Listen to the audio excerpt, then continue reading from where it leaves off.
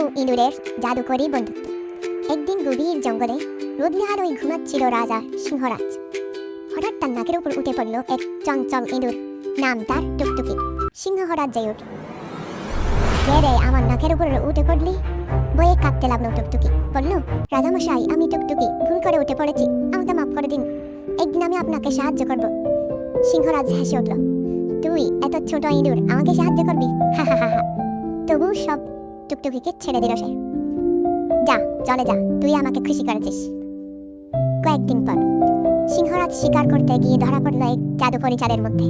চালটা ছিল এমন যার ধার ছুঁইলে আরো বেশি শক্ত হয়ে যেত। সিংহ রাজা গর্জন করে বলল, কে আছো, আমাকে বাঁচাও। সেই শব্দ শুনে ছুটে এলো টুকটুকি। আমি এসেছি রাজামশাই।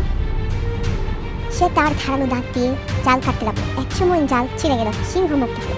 সিংহরাজ বিস্মিত হয়ে বলল, তুই সত্যি আমার পুরনো, আমার প্রাণ বাজারে, আমি ভুল করেছিলাম। টুকটুকি হেসে বলল, বন্ধুত্বে বড় ছোট নেই, শুধু ভালোবাসা আর সাহায্য। তারপর থেকে সিংহ ও ইঁদুর হয়ে গেল চিরকালের বন্ধু। শিক্ষা, কাউকে ছোট ভাবা উচিত নয়, ছোটরাও বড় কাজে আসতে পারে।